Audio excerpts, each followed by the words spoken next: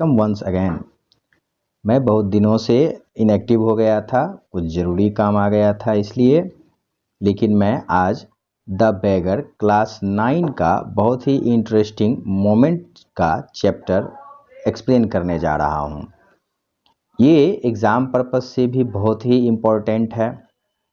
इससे long questions आया करते हैं एग्ज़ाम में। ऐसे भी ये बड़ा ही इंटरेस्टिंग स्टोरी है।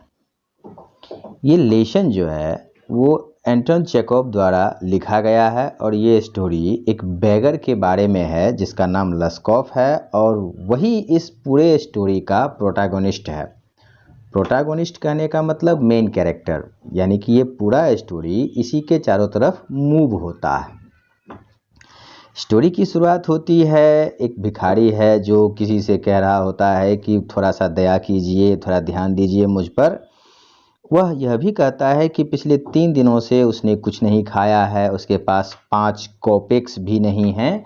कॉपेक्स जो है ये रूस का क्वाइन होता है जो कि 100th ऑफ अ रूबल होता है, यानी कि 100वां भाग होता है एक रूबल का कॉपेक्स। और उसके पास 5 कॉपेक्स भी नहीं थे जिससे कि वह किराए पर रूम लेकर के रात गुजार सके। जैसे हम लोग अभी मॉडर्न एज में कहीं होटल में रुकते हैं तो मिनिमम 400, 500, 1000 ये पर नाइट लग ही जाता है, लेकिन उस समय बहुत ही सस्ते में हुआ करता था। 5 कॉपेक्स ये भी नहीं था उसके पास।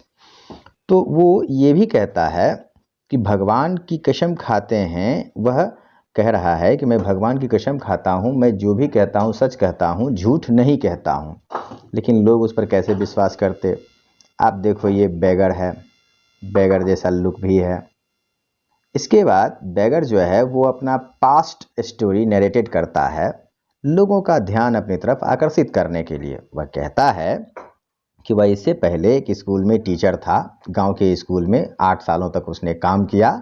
दुर्भाग्य से उसका वो जॉब छूट गया क्योंकि उसके जो साथी थे वो उस पर कॉन्स्पायरेसी का इल्ज़ाम लगा दिए और उसके बाद उसको पेनलाइज्ड किया गया, यानी कि लोगों का दल बैठा और उन्होंने जज किया कि भाई ये जो है इसने गलती किया है, जो कि गलती इसने नहीं किया था। ये कहते हैं जो भिखारी हैं वो कहते हैं कि मैंने वो गलती नहीं किया था, लेकिन जजेस के सामने मैं गलत साबित कर दिया गया और उसके बाद मेरी नौकरी वो लोग खा गए। वो आगे कहता है कि वह अब बैठा हुआ है, पिछले 1 साल से कोई काम नहीं है उसके पास करने को। तो वो चाहता है कि लोग उसको मनी दें, सहायता करें और इसीलिए वह लोगों के साथ बड़ा ही सिंपैथेटिक कन्वर्सेशन करता है, लोगों की दया का पात्र बनना चाहता है। अब बेगर के इतने दयालुपूर्ण बातों को सुनने के बाद एक वकील साहब हैं शरगई, ये बेगर को देखते हैं और बेगर जो है वो बहुत ही फटा हुआ लाइट ब्राउन कलर का ओवरकोट पहने हुए था। उसकी आंखें देख करके कोई भी कह सकता था कि 2-4 बोतल चढ़ाए हुए है, बिल्कुल डल और ड्रंकन। तो एक और वो लड़का भिखारी जो था वो जवान था, दोनों उसके जो चिक्स थे गाल वो लाल थे। बेगर के अपीयरेंस को देख करके सरगई को याद आया कि शायद उन्होंने इस व्यक्ति को पहले भी कहीं देखा है, उनको याद आता है। तो बेगर जो है वो कंटिन्यू करता है अपनी बात को और वह कहता है कि उसे एक जॉब मिला है रशियन प्रोविंस ऑफ कलुगा में काम करने का। वह कहता है कि उसके पास इतना भी पैसा नहीं है कि वह कलुगा तक बस से या ट्रेन से जा सके, मतलब बस या ट्रेन का किराया भी उसके पास नहीं है। इसीलिए वह मिस्टर सरगई से हेल्प करने को कहता है। अब ये आदमी जो है वो भीख तो मांगता ही है, वह एडमिट करता है कि का मतलब हुआ कि वह यह मानता है कि लोगों से भीख मांगने में उसे काफ़ी शर्म आती है, लेकिन परिस्थितियां ही ऐसी हैं, सरकमस्टांसेस ही ऐसा है कि वह भीख मांगने को मजबूर है। अब जब सरगई बेगर की तरफ देखते हैं तो फिर उसके पैरों की तरफ देखते हैं, उसका ओवर शूज देखते हैं। उसमें से एक शूज जो था उसका हील लो था, दूसरे का हाई था।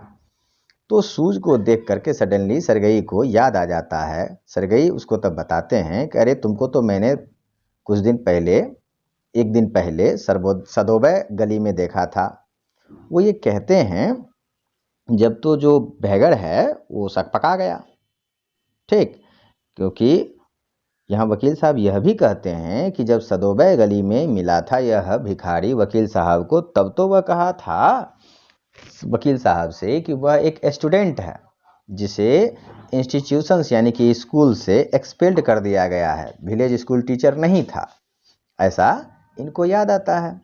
तो इसका मतलब ये हुआ, वकील साहब समझे कि अरे चट्टा, यह जो भिखारी है ये झूठ बोल रहा है, अलग अलग जगह पर जा कर के अलग अलग कहानी यह बनाता है, अलग अलग बातें यह कहता है, लोगों की सिंपैथी लेता है। तो बाद में मिस्टर सरगई जो है वो बेगर से कहते हैं कि तुम याद करो, तुम उस गली में मिला था तो ये कहानी कहा था। तो वो पहले तो मुकर जाता है, ठीक है, मुकर जाता है। उसके बाद बैगर जो है वह मिस्टर सरगई की बात को सुनता है और फिर भनड़ भनड़ करता है कि नहीं ऐसा नहीं हो सकता है। फिर से वह रिपीट करता है कि नहीं वो स्कूल टीचर था, वह उसके पास डॉक्यूमेंट है, अगर सरगई चाहें तो वह देख सकें। तो बैगर के स्टेटमेंट को सुनने के बाद सरगई जो है वो कहे तुम झूठ बोलता है, इतना झूठ बोलेगा तो पुलिस बुला करके तुम्हें पुलिस के हवाले कर देंगे। वो उसको फिर से प्रेशर दे करके वकील साहब याद दिलाते हैं भिखारी को कि वह पहले इन्फॉर्म किया था कि वो एक स्टूडेंट था और एक्सपेल्ड होने का रीज़न भी बताया था। मिस्टर सरगई जो हैं वो काफ़ी एंग्री हो जाते हैं उसके अनएक्सेप्टेबल लाइज से। अब तो उसका झूठ पकड़ा जाता है तो चोर जो है उसका मुंह कान लाल हो जाता है और बेगर जो है वह एवर्जन के एक्सप्रेशन दिखाता है।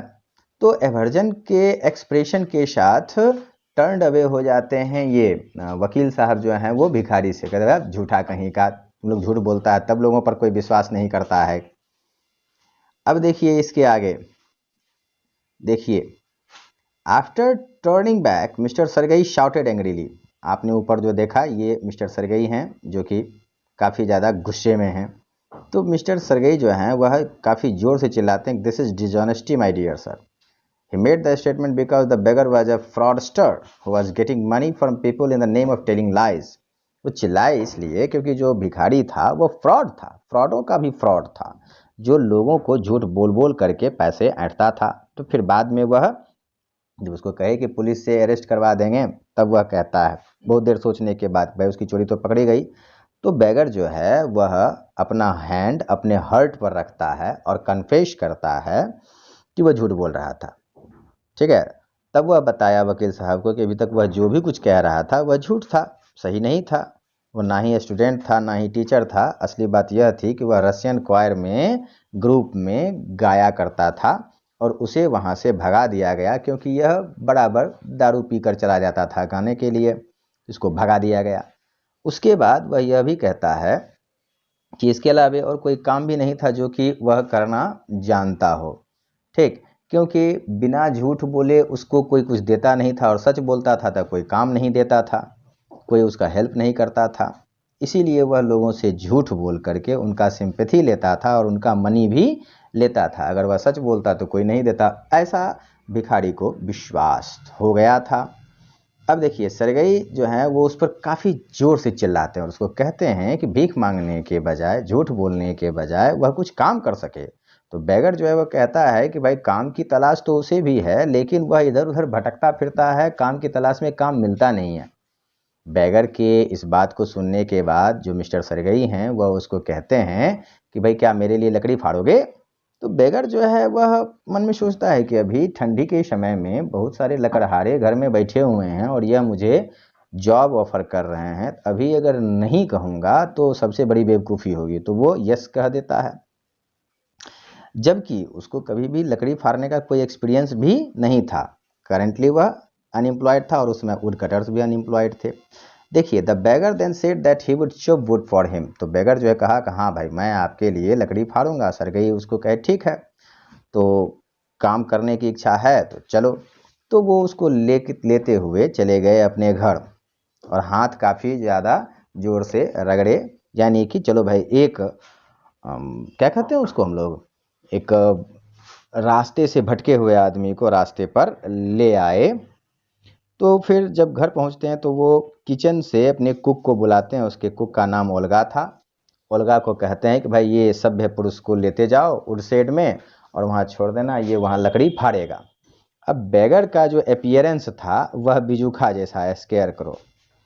स्केयर क्रो आप लोग देखो यहाँ, स्केयर क्रो ये देखने में, वह जो बैगर था उसका अपीयरेंस एक स्केयर क्रो जैसा था, बिजूखा, जो कि हम लोग गांव देहात में खेतों में देख सकते हैं। एक लकड़ी लगा देता है, ऊपर से एक लकड़ी फिर टी जैसे बना देता है और उसको कुर्ता पहना करके ऊपर से वो मिट्टी का घड़ा लगा देता है। उसमें उजले काले कलर से नाक मुंह जैसा बना देता है, उसको स्केयर क्रो कहते हैं। इसका मतलब हुआ कि बेगर जो था वह बैडली ड्रेस्ड था, अच्छे कपड़े नहीं पहने हुए था, देखने में अजीब लगता था, दुबला पतला था। जो कपड़े वह पहना हुआ था वो उसके कंधों से नीचे गिर रहा था। तो इसके लिए यहाँ फ्रेज यूज किया गया है, shrugged his shoulder, literally means to make a gesture by lifting and lowering one's shoulder. कि इसका मतलब होता है कि कोई व्यक्ति जब किसी चीज को उठाता है तो एक कंधा ऊपर और एक कंधा नीचे ऐसे झुक करके उठाता है। जैसे ये पुष्पा जो बनाया उसमें श्रीवल्ली करता है, तो ऐसे एक टांग ऐसे एक जो कंधा है वो ऐसे झुकाए हुए चलता है। आप लोग उसको श्रगेड हिज सोल्जर्स उसके लिए आप यूज कर सकते हो उस फ्रेज के लिए। तो ये हमेशा डाउट में रहता था, कंफ्यूजन में रहता था, ये बताया जाता है। बैगर कंफ्यूज था और अनश्योर था कि वह क्या करे, तो वह कुक के पीछे, ओल्गा के पीछे जाने लगा। उसका जो चलना है उससे ये पता चलता था कि वह लकड़ी फाड़ने तो बिल्कुल नहीं आया, क्योंकि वह हंगरी था और उसे काम की तलाश थी। लेकिन उसे शर्म भी आ रही थी और वह ह्यूमिलिएटेड भी अपने आप को महसूस कर रहा था, क्योंकि वह अपने ही शब्दों के जाल में फंस गया था। तो बैगर जो था वह काफ़ी ज़्यादा स्ट्रांग फील नहीं कर रहा था, क्योंकि वो तो वोडका पिए हुए था, यानी कि शराब पिए हुए था, और उसका शरीर जो है वह अपने बैलेंस में, अपने कंट्रोल में नहीं था। तो वो तो काम कर ही नहीं सकता था, लेबोरियस वर्क कर ही नहीं सकता था। इसके बाद हम लोग देखेंगे when the beggar went with Olga. जब बेगर ओल्गा के साथ गया, मिस्टर सरगई जो है वो अपने डाइनिंग रूम में चले गए, क्योंकि डाइनिंग रूम से एक खिड़की था। उस खिड़की से लगे हुए सामने वो था वुड चॉपिंग शेड, जहाँ से बिल्कुल साफ साफ दिखता था। तो वुड शेड में जो भी काम होता था वो आसानी से खिड़की से वो देख पाते थे। तो सरगई वहाँ खिड़की पर खड़े हो गए और अपने रसोइया को और उस वेगर को देख रहे थे। वो यार्ड में एंटर किए बैक एंट्रेंस से। उन्होंने अपना रास्ता बनाया मडी स्नो द्वारा होते हुए, यानी कि ठंड का मौसम था, बर्फबारी हो रही थी और बर्फ से ही सटा हुआ था और पटा हुआ था पूरा रास्ता। तो उस पर से वो आगे बढ़े। ओल्गा जो कुक थी वह एक तरीर करके नज़र से देखी बेगर को और दरवाजे के पास जाने के बाद उसको केहनी से एक तरफ हटाती है और वह दरवाजे खोल करके धम से दरवाज़ा लगा देती है बड़े गुस्से में। तो मिस्टर सरगई जो हैं वो बेगर को देखते हैं कि वो एक लकड़ी के बड़े से पीस पर बैठ जाता है। तो यहाँ पर नैरेटर जो है वो बेगर को स्यूडो टीचर कहते हैं, क्योंकि वो तो नकली टीचर था, बताया था अपने आप को कि वह स्कूल टीचर है, वो तो फॉल्स था, इसीलिए यहाँ पे स्यूडो टीचर कहा गया है। बेगर जो है वह अपने ही ख्यालों में खो गया और अपने दोनों हाथों को जोड़ करके उसमें अपने सिर को ऐसे रख करके ख्यालों में वह सोचने लगा। और ये जो ओल्गा थी वह उसके सामने कुल्हाड़ी फेंकती है उसके फिट के सामने और चिल्लाती है बहुत जोर से, क्या लकड़ी फाड़ो। While looking at the expression of the maid's lip, it could be understood that Olga was scolding him. Scolding him कहता है कि उस समय जो ये वकील साहब देख रहे थे अपनी नौकरानी को, वो उसकी तरफ कुल्हाड़ी फेंकने के बाद इस तरह का एक्सप्रेशन दे रही थी, जिससे कि दूर खड़ा हुआ व्यक्ति सिर्फ देख करके कह सकता था कि वह उसको डांट रही थी। उसके बाद बेगर जो है वो अपने तरफ एक लकड़ी के लोगों को अपनी तरफ खींचता है और वुड को अपने दोनों पैरों के बीच में रखता है और कुल्हाड़ी से बहुत ही कम जोर से उस पर प्रहार करता है। लकड़ी जो है वो एक तरफ गिर जाता है और कुल्हाड़ी दूसरी तरफ। फिर से वह उस लकड़ी को उठाता है, अपने हाथों को मल करके उसे गर्म करता है, उसमें मुंह से गर्म हवा भी देता है। फिर से कुल्हाड़ी लेता है और लकड़ी पर फिर से वह टैप करता है। जितना वह केयरफुल था, उसको देख करके ऐसा लग रहा था कि ये कुल्हाड़ी उठाया अगर तो अपने पैर के उंगलियों पर ही गिरा लेगा। तो एक बार मारा, फिर से वुड जो है वह एक तरफ और कुल्हाड़ी एक तरफ। इतना देखने के बाद, बैगर का ये सिचुएशन देखने के बाद सरगई जो थे वो खुद को कोसने लगे। उनका अंदर का गुस्सा खत्म हो गया। उनको बुरा लगने लगा कि हम ऐसे बेकार पियक्कड़ आदमी को ले आए हैं काम करने के लिए, जिसको तो अपने शरीर पर कंट्रोल नहीं है, ये क्या लेबर करेगा। 1 घंटे के बाद ओल्गा जो है वो सरगई के पास जाती है और उनको इन्फॉर्म करती है कि सारा लकड़ी फाड़ दिया गया जो फाड़ने के लिए कहा गया था। सरगई जो है वह रिलीफ महसूस करते हैं यह सुनकर कि बैगर जो है वह अपना काम किया। तो वो ओल्गा को कहे कि जाकर के ½ रूबल दे दो, जो काम वह किया उसके लिए ½ रूबल दे दो। वो उसको यह भी कहते हैं कि वह जब जाने लगेगा तो उसको कह देना कि जब कभी भी उसे पैसे की ज़रूरत होगी, हर महीने की पहली तारीख को आकर के मेरे यहाँ कुछ काम करे और पैसे ले जाए। बाकी और भी काम हम लोग उसके लिए खोज देंगे जब कभी भी ज़रूरत होगी। उसके बाद बैगर जो है वह हर महीने की पहली तारीख को पहुँच जाया करता था और उसको ½ रूबल मिल जाता था। ये इनकम जो है वो रेगुलर कमाने का वह अपना मैनेजमेंट कर चुका था। तो वह यार्ड में आया करता था, काम कुछ ना कुछ मिल जाया करता था। लकड़ी फाड़ने के बाद उसको ठंड का माहौल था तो बर्फ़बारी ज़्यादा होती थी, तो बर्फ़ को बेलचा से अलग करना था, हटाना था अलग, ये काम मिल गया। कभी उसको मिल जाता था भाई पूरा लकड़ी रखने वाला जो शेड है उसको साफ़ कर दो, कभी पर्दों से गर्दे झाड़ दो, कभी बेड से गंदगी झाड़ दो। तो ये सारा काम करने के बाद उसको 20 to 40 कॉपेक्स जो है हर बार मिल जाया करता था। और एक बार तो वो उसको अपना ओल्ड ट्राउजर भी दिए थे। देखिए आप, ये शॉवेल है। सरगई बाद में नए घर चले जाते हैं।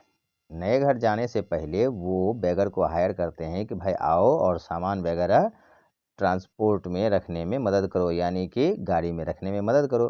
तो जब सरगई जो हैं वो उसको सम्मन करते हैं, बुलाते हैं कि भाई पैक करना है, तो बैगर जो है वो आता है, लेकिन वह दारू नहीं पिए हुए था। दूसरी बात यह थी कि वह डिप्रेस था, चुपचाप था। वह फर्नीचर को हिलाने में भी थोड़ा सा भी मदद नहीं किया। वह बस गाड़ी के पीछे पीछे ऐसे ज़ॉम्बी की तरह जाता था, सिर नीचे किए हुए, और ऐसा लग रहा था कि वह आना नहीं चाहता था। वह ठंड से काँप रहा था, काफ़ी ज़्यादा एम्बैरेस्ड फील कर रहा था। तब जब और भी वर्कर जो हैं वो उसका मजाक उड़ाते थे कि बड़ा ही बेकार है, ये कोढ़ी है, बड़ा ही कमज़ोर है, उस पे हंसते थे उसका गंदा फटा पुराना कपड़ा देख करके। सरगई जो है वो बैगर को कहे काम ख़त्म करने के बाद मुझसे मिलो। वो गया मिलने के लिए। सरगई जो है वो बैगर में देखे एक ट्रांसफॉर्मेशन कि यह जो है दारू पीना छोड़ दिया। ठीक, डाँटने के बाद अब यह कभी गुस्सा नहीं होता है, तो वो उसको 1 रूबल दिए काम के लिए, जो कि वो किया नहीं। और उसको बताए, क्या बताए कि भाई देखो, मैं तुमसे बहुत खुश हूँ, तुम आज मुझे अपना नाम बताओ। तो वो बताया नाम, भाई उसका नाम लश्कॉफ है। ठीक है। सरगई जो है वो उसको कुछ पूछे, क्या पूछे? पूछे कि क्या तुम लिख सकते हो? तो वो कहा हाँ भाई ये लिख सकता है, मतलब मैं लिख सकता हूँ। तो लस्कॉफ जो है वह इतना कहने के बाद सरगई एक लेटर लिख करके उसके हाथ में दे दिए। सरगई अपने एक मित्र को लेटर लिखे थे जिसमें उन्होंने रेकमेंड किया था कि अगर यह व्यक्ति तुम्हारे यहाँ काम मांगने आए तो इसे कुछ राइटिंग वर्क दे देना। और ये जो हैं अगले दिन चले गए उनके फ्रेंड के यहाँ। ठीक है। अब लस्कॉफ को वहाँ कॉपी करने का काम मिल गया, कॉपी कुछ वर्क लिखने का। ठीक है। उसके बाद मिस्टर सरगई जो हैं वो उसको गुड बाय कह के चले जाते हैं। अब देखिए, सरगई जो हैं वो बड़े ही रिलीफ में थे कि आखिरकार उन्होंने एक भिखारी को अच्छा पर्सन बना दिया। तो वो लस्कॉफ के कंधे पर हाथ रखते हैं, उससे हाथ मिलाते हैं। लस्कॉफ लेटर एक्सेप्ट करता है, फिर वह चला जाता है यार्ड में। 2 साल के बाद एक शाम को सरगई जो थे वह टिकट विंडो के सामने खड़े थे एक सिनेमा हॉल के। वो टिकट खरीदने वाले थे। उन्होंने नोटिस किया कि लस्कॉफ जो है वह टिकट काउंटर पे बगल में खड़ा है। उनके ठीक बगल में बड़ा अच्छा ड्रेस पहने हुए है, कोट पहने हुए है, फर कॉलर वाला, सील स्किन का कैप पहने हुए है। नर्वस थे लेकिन फिर भी पूछे भाई, वो क्योंकि लस्कॉफ जो था वह गैलरी के लिए सीट मांग रहा था और कॉपर क्वाइन में पे कर रहा था। यानी कि कॉपर क्वाइन का मतलब हुआ कि समृद्ध व्यक्ति जिसके पास पैसे अच्छे खासे आ रहे हों। तो सरगई गए, उसे मिले और कहे तुम लस्कॉफ है क्या? तो फिर वो कहा हाँ मैं लस्कॉफ हूँ। फिर उससे पूछे वाह तुमको देख करके बहुत खुशी हुई, आखिरकार तुम सुधर गया। ठीक है, तो ये भी कहते हैं हाँ हाँ आपने मुझे आखिरकार सही रास्ते पर ले ही आया, इसमें आपकी बहुत ही ज़्यादा बड़ा योगदान है। लेकिन फिर वह कहता है कि अभी मैं 35 रूबल प्रति महीना कमाता हूँ, मैं अब एक नोटरी बन चुका हूँ। उसके बाद बात करने के क्रम में लस्कॉफ जो है वो लस्कॉफ को सरगई कहते हैं कि वो उसे अपना गॉडसन मानते हैं क्योंकि उनकी डांट के कारण वह सुधर गया। तो कन्वर्सेशन में बीच में ये पता चलता है सरगई को कि उनके कारण नहीं बल्कि उनके कुक ओल्गा के कारण वह बदला। ठीक है, अब इस पर उनको काफ़ी ज़्यादा आश्चर्य होता है कि भाई सुधारने का काम मैंने किया, लाया मैं, काम दिया मैं, पैसा दिया मैं, अपने दोस्त के यहाँ धराया मैं, रास्ता बताया मैं और सारा क्रेडिट ओल्गा को, ऐसा कैसे? तो वो पूछे भाई इसके पीछे का रीज़न क्या है? तो लस्कॉफ का ओल्गा जो है वो उसे डांटा करती थी जब कभी भी वह लकड़ी फाड़ने जाया करता था। वह उसके ठीक सामने बैठ जाया करती थी, काफ़ी रोती थी, काफ़ी ज़्यादा उसके लिए वह दुखी होती थी। वह उसको कहती थी कि तुम बड़ा ही बेकार आदमी है, तुम कभी भी अपनी समस्याओं से बाहर नहीं निकल सकेगा। वो कहा करती थी कि ये इस तरह से तुम क्यों पीते हो, पीना छोड़ दो, अगर पीते रहोगे तो हमेशा गरीब आदमी ही बने रहोगे। वो उसे कहती थी कि तुम बड़ा अभागा आदमी है, तुम्हारे आगे पीछे कोई नहीं है, अगर तुम इस तरह से करोगे तो नर्क में जलोगे। ये सब ओल्गा उसे कहा करती थी। लस्कॉफ कहता है कि मेन थिंग ये था कि उसने कभी भी एक सिंगल लकड़ी का टुकड़ा भी नहीं फाड़ा।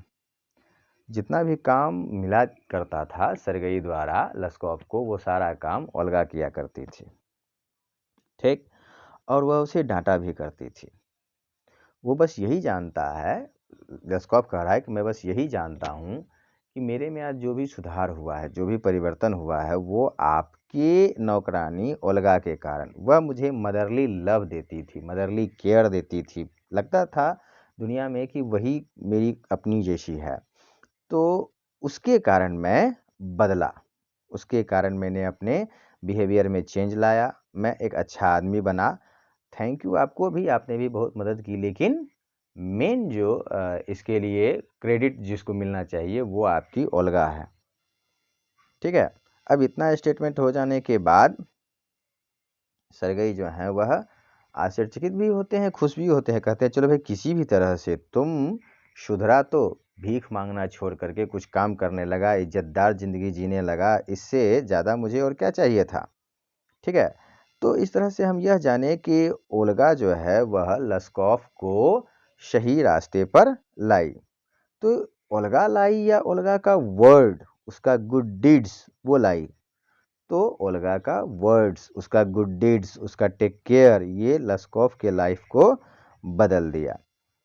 ठीक है, उसके बाद क्या होता है, कहते हैं चलो भाई अब कन्वर्सेशन ख़त्म, क्योंकि सिनेमा हॉल की घंटी बज चुकी थी, सभी को अब अंदर जाना था, अपनी अपनी सीट पर बैठना था और सिनेमा देखना था। कहानी आपकी द बेगर ख़त्म हो गई। अच्छा लगा हो लाइक कमेंट सब्सक्राइब जरूर करना। Thank you.